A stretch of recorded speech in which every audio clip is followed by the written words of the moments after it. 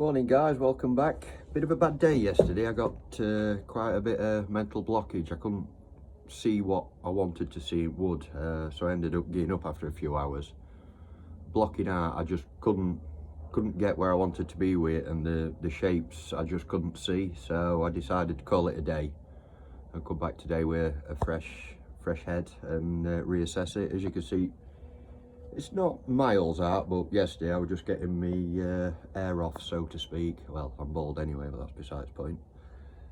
Yeah, so today we're going to try and neaten it up a bit and get a bit further with more of a fox shape before we start looking into any detail.